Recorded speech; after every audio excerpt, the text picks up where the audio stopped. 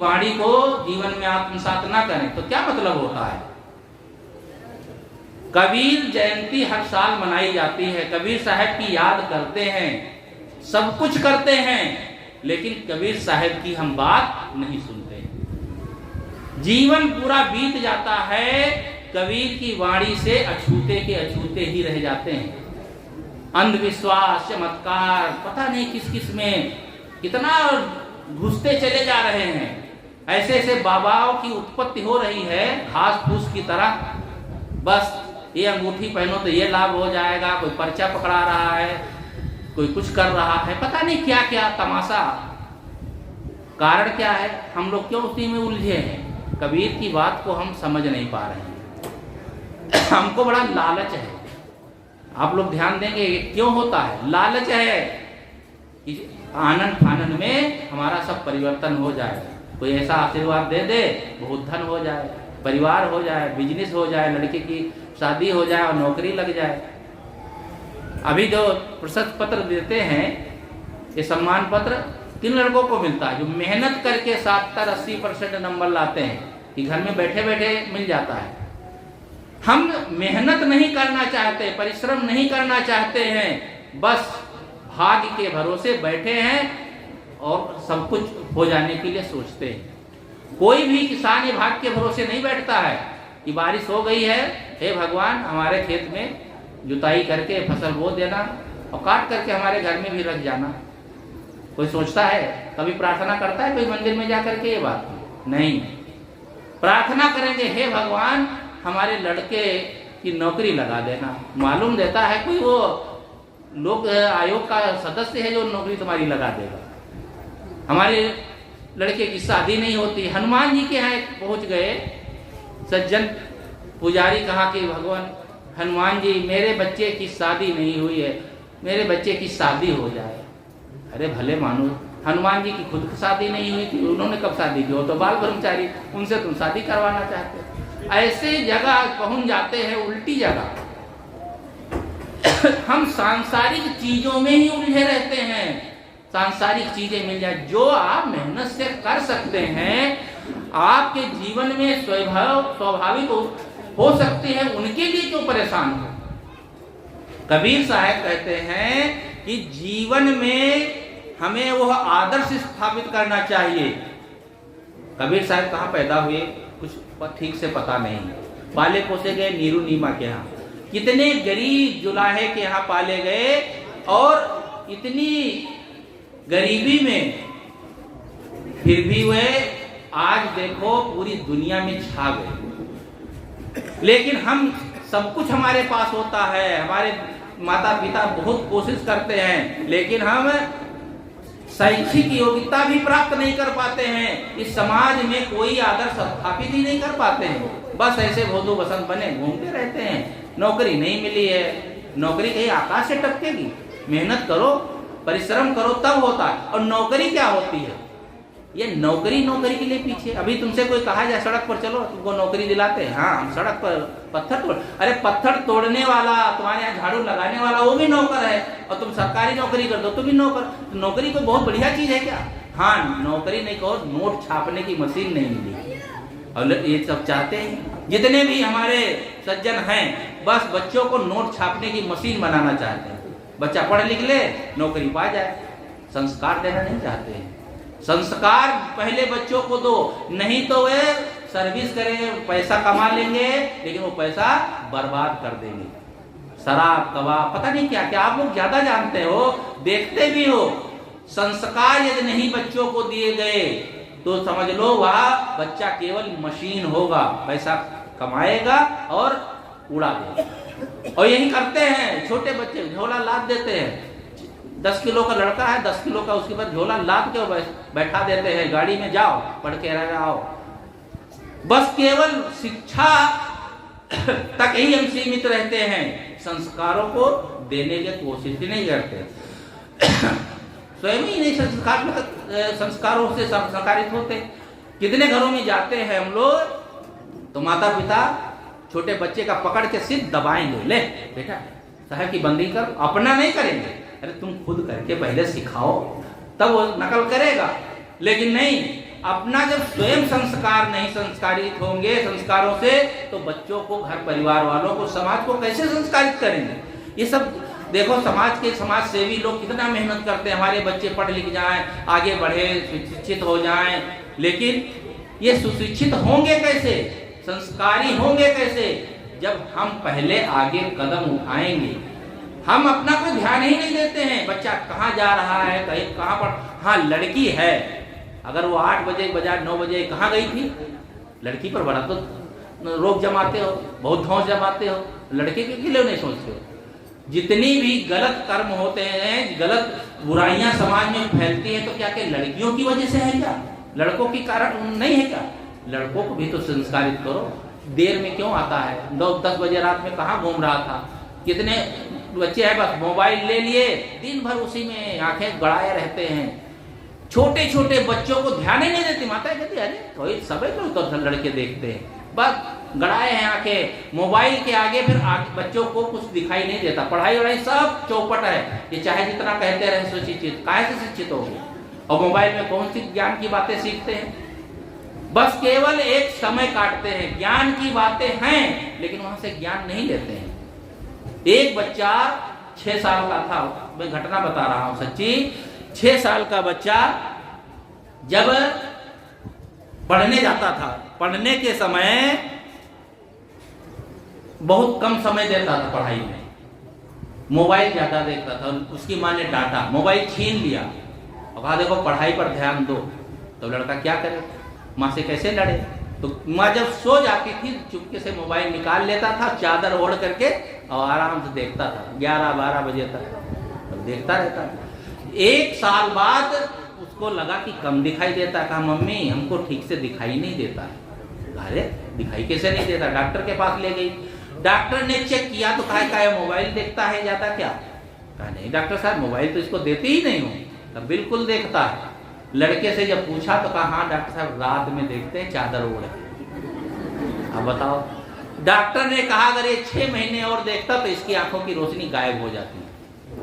उसकी आंखों की रोशनी आधी चली गई थी। पहली बात तो इसमें जो किरणें होती वो तो नुकसान करती, और थोड़ा बहुत देख ले, और प्रकाश में देखना चाहिए। कभी भी अंधेरे में ये मोबाइल और ऐसे यंत्रों का, टीवी है और जो कंप्यूटर है, इसका प्रयोग नहीं करना चाहिए अंधेरे में। और चादर ओढ़ के करता था। ये घटना है, आप इससे सतर्क रहो।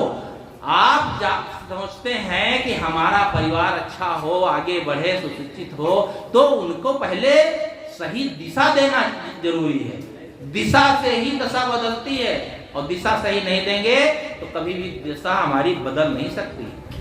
इसलिए कबीर साहब की जो वाणी है, कबीर साहब का जो मिशन है, वो सार्वभौमिक है, सबके लिए कहते हैं। कि कबीर साहब केवल आकाश पाताल की बातें नहीं करते हैं, ऊपर हाथ नहीं उठा देते हैं, भगवान जाने ऊपर वाला जाने।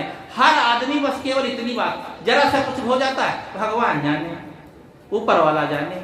ये ऊपर वाला ही जाने, नीचे वाला कब जानेगा? इस पर एक रोचक कहानी सुने होंगे। 2 लड़के थे, गरीब परिवार के थे। उन लड़कों को मोबाइल देखने का चाव। अब लड़कों के पास बाइक ना हो, मोबाइल ना हो, तो लगता है कुछ है ही नहीं। बाइक जरूरी है, मोबाइल होना चाहिए। नहीं था पैसा, घर वालों के कहा पैसा है नहीं, लेना है तो वही 500 रुपये वाला ले लो। वो कहा नहीं नहीं मुझे तो डिजिटल मॉडल मोबाइल चाहिए, स्क्रीन टच।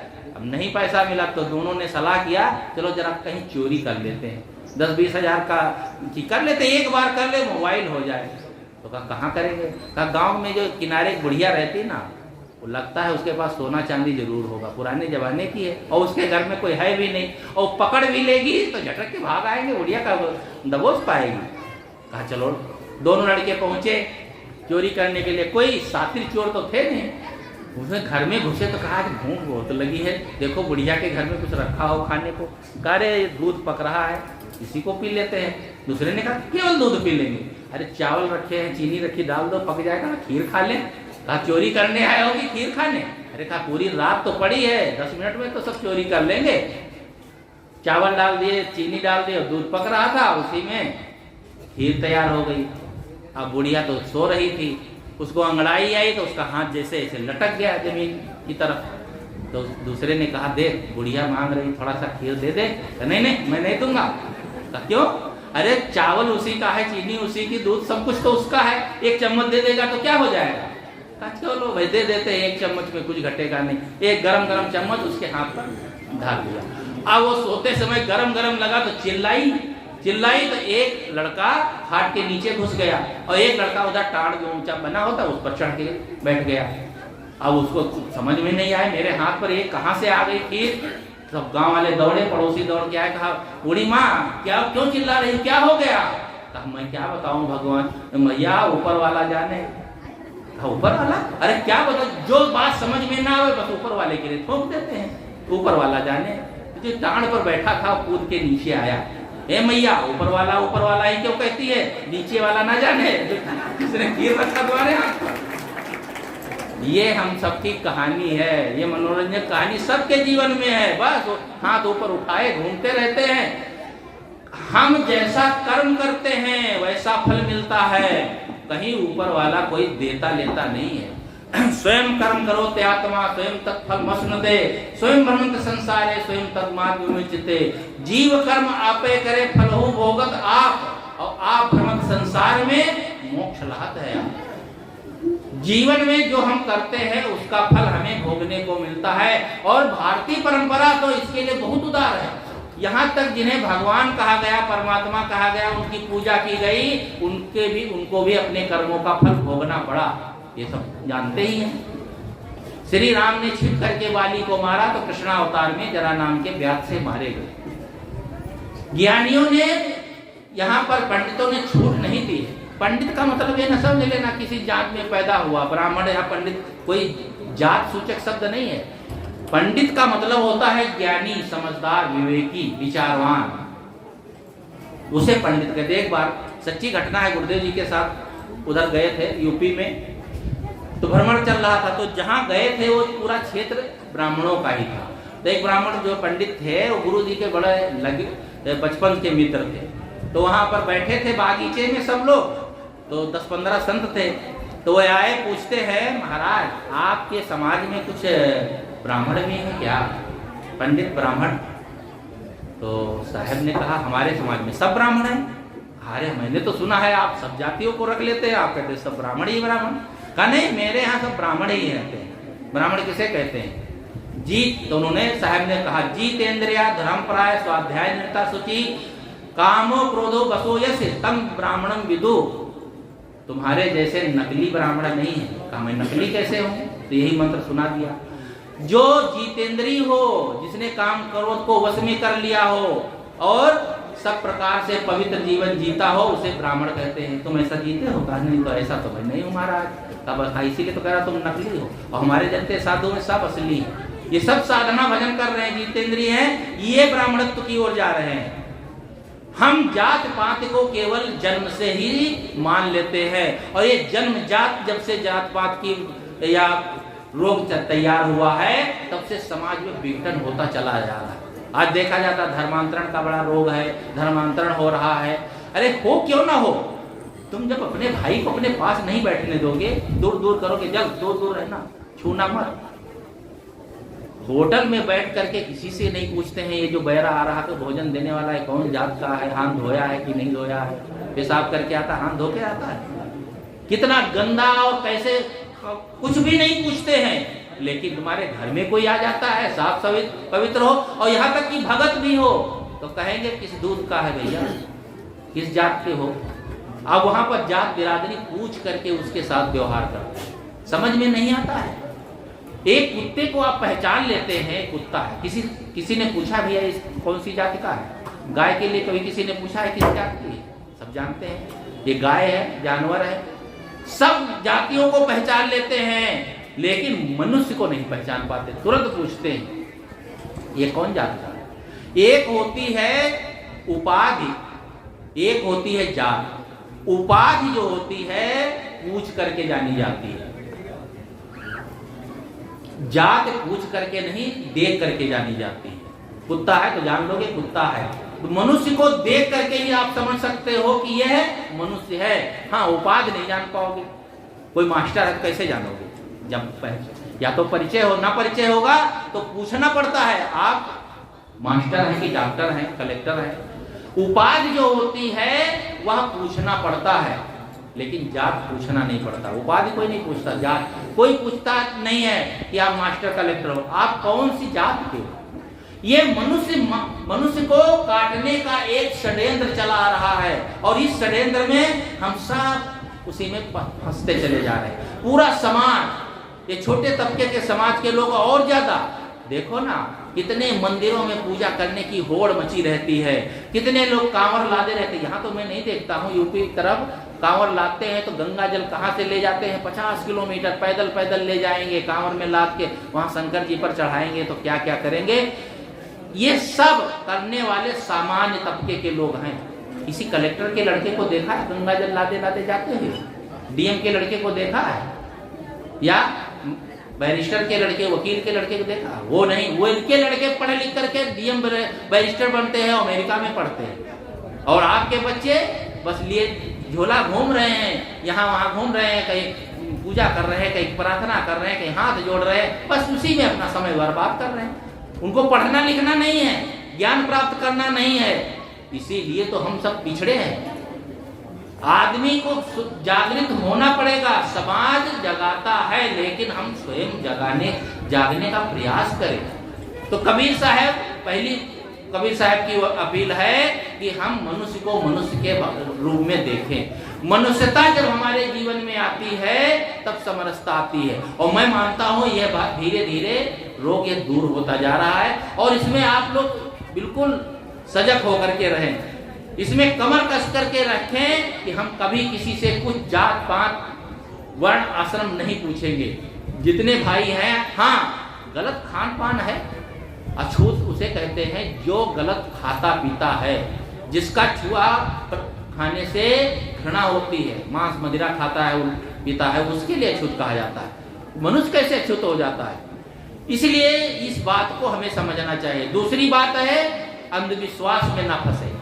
हम अंधविश्वास, चमत्कार, ये हमारे जीवन में ऐसे हमको भटका देते हैं, जीवन भर उसी में हम भटकते रहते, पता भी नहीं चलता है। और आजकल के ये जो बाबा लोग हैं ना, जितना अंधविश्वास फैलाते हैं उतना ही उनकी जय जयकार होती है, लाखों की भीड़ इकट्ठा होती है और जय जयकार करते हैं। कोई सोचता ही नहीं है। एक व्यक्ति कह रहा था, कहा साहब इतनी भीड़ होती तो क्या कोई समझदार नहीं, जानते नहीं, भीड़ कुछ समझती नहीं है। अब उनको कौन समझाए भीड़ की कितनी बुद्धि होती है। भीड़ में तो बस देखा देखी में जहां लोग इकट्ठा होते हैं बस पहुंच गए, वो बस जो हल्ला मचा रहे हैं बस वही हल्ला मचा रहे हैं। उनको समझना नहीं है, जानना नहीं है, और उससे क्या लाभ हो जाता है।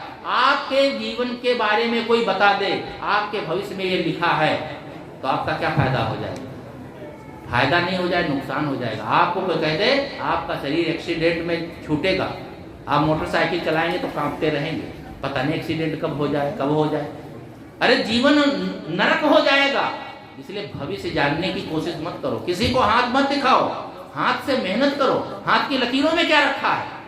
हाथ की लकीरें, बच्चा जब पैदा होता है ना, मुट्ठी बंधी रहती है, मुट्ठी बंधी होने से उसमें लकीरें बन जाती हैं। अरे हमारे एक संत तो उनके दोनों हाथ कट गए थे, आज भी देखो वो सारा काम कर लेते हैं। जिनके हाथ कट जाते हैं दुर्भाग्य से, क्या हुए उनके भाग्य मिट जाता है क्या? ये सब जितना अंधविश्वास है इसमें हम लोग पड़े हैं और यही भटकते रहते हैं। इसलिए चमत्कार अंधविश्वास से हम अपने आप को बचाएं, और यह बचाने के लिए हमें प्रयास करना पड़ेगा। ये तो पुस्तकों में लिख मारा गया है, आज मंच पर बैठ करके खूब गाते रहते हैं। जितना झूठ वकील और राजनेता ये सब नहीं बोल पाते हैं, उससे ज्यादा झूठ, सफेद झूठ मंच पर बैठ करके ये कथाकार लोग बोलते रहते हैं, आकाश पाताल के कुलावे मिलाते रहते हैं, और इनकी जय जयकार होती, मालाएं पहनाई जाती हैं। कोई नहीं पूछता है। राजा सगर की पत्नी को 60,000 बच्चे एक साथ पैदा होते हुए, कोई पूछता है कैसे पैदा हो गए 60,000? अरे 2-4 बच्चे हो जाए तो आश्चर्य होता है, और 60,000 बच्चे। यह प्रश्न कोई कर सकता था, तो लेखक ने सोचा क्यों ना पहले से ही लिख करके तैयार रखा जाए। इसके लिए भी उसने लिख मारा और कहा राजा सगर की पत्नी को तुमड़ी नुमा एक गर्भ से निकला, उसमें 60,000 कीड़े के समान बच्चे थे। कहा उसका पालन कैसे किया? कहा राजा ने 60,000 घी के घड़े मंगवाए और उसमें घी पूरा भर दिया और एक एक बच्चे को, जो कीड़े के समान मानवाकार बच्चे थे, सब घड़ों में डाल दिया और सब घी खा खा करके जवान होकर निकले। देखो कितनी मूर्खता की बात। ये बात आपके गले किसी के बैठेगी? बताओ, छोटा बच्चा हो कीड़े के समान और घी के घड़े में डालोगे तो मर जाएगा डूब करके, वो घी खा के पैदा जवान हो जाएगा। बच्चा पैदा होता तो दूध पीता है, घी खाता है क्या? और घी में डाल दोगे तो कैसे वो जिंदा रहेगा? अकल ही नहीं आती है। लिखने वाले ने भांग खा के लिख दिया और आप लोग वाहवाही करते रहते हैं, बस गाते रहते हैं। कोई नहीं पूछता, ना कोई जानना चाहता है। क्या करोगे जान के? सबसे पहले हिंदू समाज में पूजा करते हैं गणेश जी।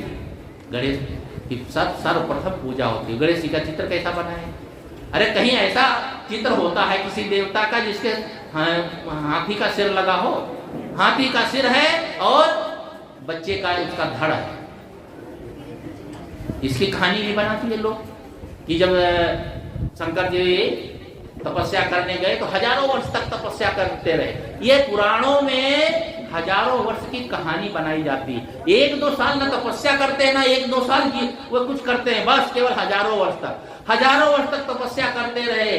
जब वह तपस्या करके लौट कर आए तब तक यहाँ पर पार्वती जी ने एक बार उपटन किया तो उपटन में जो मैल निकला उसी को मानवाकार मूर्ति बनाकर प्राण प्रतिष्ठा कर दिए, वह गणेश जी हो गए। पार्वती को कोई बच्चा नहीं हुआ था। कार्तिकेय और गणेश जो है पार्वती के बच्चे नहीं है। इसीलिए तो कबीर साहब ने कहा पार्वती को बांझ न कहिए, ईश्वर न कहिए भिखारी। शंकर जी देखो भीख मांगते घूम रहे हैं और पार्वती जी बंध्या रह गई। वो अपने पत्नी को ही बच्चे नहीं दे पाए और सबको बच्चे देते। उनसे हम हाथ जोड़ते हैं, बच्चे दे दो। कहां से बच्चे दे दो? तो कहानी कहती है जैसा लिखा है, मैं अपनी तरफ से कुछ कह नहीं रहा हूं, ये सब लिखा है। जब शंकर जी पहुंचे अपने घर पर तो देखा कि एक लड़का खड़ा है और उसको दरबान बना दिया था कि देखो कोई घर में मेरी आज्ञा बगैर आ ना पाए। तो जैसे घुसने लगे रोक दिया। कहा आप कौन, कहां से आए? कहा मेरा घर है। कहा तुम्हारा घर कैसे? मेरी माँ यहाँ रहती है और उन्होंने मना किया है कि कोई अंदर आने ना पाए। बस उनको गुस्सा आ गया कि मेरे ही घर में मेरे को रोक रहा है, ये कौन सा दुष्ट आदमी है। बस कहा सुनी हुई और कहा सुनी होकर के इतना झगड़ा शुरू हो गया कि झगड़ा होते होते मार काट पर बदल गया और शंकर जी ने उठाया त्रिशूल और गणेश का सिर काट दिया। घर में गए, कहा पार्वती से किस दरबान को तुमने पाल रखा था इतना दुष्ट? कहा फिर क्या हुआ? अरे हुआ क्या? उसने जो हमसे तर्क किया तो मैंने उसका सिर काट दिया। अरे कहा वो तो अपना पुत्र था, अब तो मैं मर जाऊंगा। अरे कहा तो बड़ा गड़बड़ हो गया। ऐसा करो मरो वरो ना, मैं व्यवस्था करता हूँ। तो एक हाथी जा रहा था, उसका सिर काट के गणेश जी में फिट कर दिया। देखना, ध्यान देना, कितने बड़े सर्जन थे वो उस समय के शंकर भगवान। अरे इतना बड़ा हाथी का सिर और छोटे से बच्चे में कैसे फिट कर दिया, कैसे उसकी सर्जरी की होगी आप लोग जाने। बड़े डॉक्टर शायद ना कर पाए यहाँ MBBS, भाई कर दिया। यह देखो कैसी कैसी बातें लिखते हैं जिसकी ना सिर है ना पूंछ है। इसी कहानी को सुन करके एक विवेकी ने घटना अपनी बताई।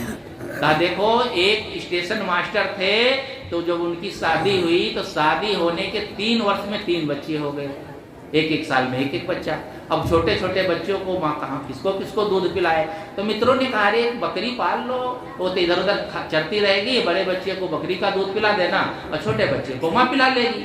उन्होंने वैसा ही किया, उनकी समस्या हल हो गई। स्टेशन मास्टर थे तो बकरी पटरी पर चारा चुग रही थी, घास खा रही थी, तब तक स्टूडेंट ट्रेन आ गई। बकरी को स्टेशन मास्टर दौड़े हटाने के लिए, जैसे ही दौड़े तब तक ट्रेन आ गई। स्टेशन मास्टर और बकरी का एक्सीडेंट हो गया। तो क्या हुआ, आप दोनों को रेलवे यार्ड में भर्ती किया गया। तो बकरी का जो आगे का हिस्सा था वो कट गया, जिंदा थी, कट तो गया था, जिंदा थी।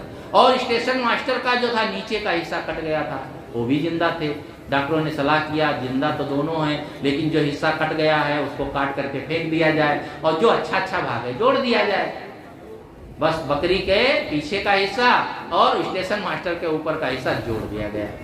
तो उस आदमी ने कहा फिर क्या हुआ? अरे कहा फिर क्या हुआ? ऊपर से स्टेशन मास्टर थे तो झंडी दिखाते थे, टिकट काटते थे, और पीछे से बकरी थे, इसलिए सुबह 1 लीटर दूध और शाम को 1 लीटर दूध घर में देते थे। सब लोग हंसने लगे, ये कैसे हो सकता है? कहा वैसे ही जैसे गणेश जी का सिर फिट हो गया हाथी का। ये कहानियां केवल मनुष्य को मनोरंजन करने के लिए हैं। 18 पुराण और भागवत महाभारत को छांट लिया जाए तो 40,000 श्लोक होंगे जो केवल ऐसे ही गपबाजी के होंगे, लेकिन इस पर कोई ध्यान नहीं देता है। मैं इसीलिए कहता हूं कि यह बात हमको समझना होगा, क्योंकि कबीर साहब की वाणी हमें सही रास्ता दिखाती है। कबीर साहब ने जो हमें रास्ता दिखाया है उस रास्ते पर हमें चलना होगा। उनके विचारों को हम समझें, उनके विचारों के अनुसार चलें। कबीर साहब ने व्यवहार और परमार्थ दोनों मार्ग बताए हैं, इसलिए चमत्कार, जादू टोना, जंतर मंतर, इनमें सब उलझना नहीं है और विवेकी विचारवान बनना है। व्यवहार को व्यवहार की तरह करें। कबीर साहब ने दोनों बातें कही हैं। प्रेम पाट का चोरना पहिर कबीर नाच, प्रेम का बर्ताव करो। घर परिवार में है, प्रेम का बर्ताव करो। प्रेम में ही स्वर्ग होता है और अनासक्ति में ही मोक्ष होता है। ये सूत्र है गुरुदेव जी का। जो जीवन को धुल लेता है अपने, तो वह इस संसार सागर से पार हो जाता है। और कबीर साहब की जयंती मनाने का यही फल है। आप सब लोग समय निकाल करके कबीर वाणी को पढ़ा करें। आजकल तो चैनल में आता है, ग्रुपों में आता है, बड़ी अच्छी अच्छी बातें आती हैं, सत्संग आता है। थोड़ा घंटा आधा घंटा निकाल करके ज्ञान की बातें भी सीखा करो। केवल कमाना कमाना हाय हाय में पूरा जीवन मत बिताओ, नहीं तो केवल धन ही धन रह जाएगा और जीवन अशांति का घर बन जाएगा। मैं एक उदाहरण कहकर अपनी बात समाप्त करता हूँ। एक सज्जन, मैं कहानी नहीं ज्यादा कहता हूँ, घटनाएं ही जीवन में इतनी सुना हूँ कि गुरुदेव जी के पास सज्जन आए तो वे रोने लगे। तो कहा क्यों रोते हो? कहा मेरा बेटा मुझे धक्का मार के भगा दिया, गिरा दिया, घर के बाहर निकाल दिया। कहा क्यों? तो उन्होंने बताया कि मेरा छोटा भाई था, छोटे भाई का शरीर 25 साल की उम्र में छूट गया। मेरा एक भतीजा जन्म लिया था तो मेरे मन में पाप समा गया, चालाकी समा गई। मैंने सोचा भतीजे का हक क्यों ना मार लिया जाए, भतीजा तो बहुत छोटा है, वो क्या जान पाएगा। तो जमीन में, घर में, रुपया पैसा हर जगह भतीजे का हक मारा और अपने लड़के के लिए सब तैयार रखा। लेकिन मेरा लड़का जब बड़ा हुआ तो मुझे गाली दिया, शराबी कबाबी हो गया, चोरी डकैत सब सारे बुरे कर्म करने लगा। लेकिन समझाने से समझा नहीं और आज ऐसा दिन आया गुरुदेव, 4 दिन पहले उसने धक्का मार के मुझे घर से निकाल दिया। तो वो भतीजा मुझे उठा करके अपने घर ले गया और कहा चाचा ये भैया तुम्हारी सेवा नहीं करेंगे तो मैं करूँगा। गुरुदेव ये बताओ मेरा असली बेटा कौन है? वो भतीजा है कि वो जिसको मैंने पैदा किया? बताओ। हम जिसके लिए पाप करते हैं वो धक्का मारता है। और क्यों? क्योंकि हम पाप कर्म करते हैं। इसलिए पाप करके, गलत करके कभी भी अपने परिवार को पालने की कोशिश ना करो।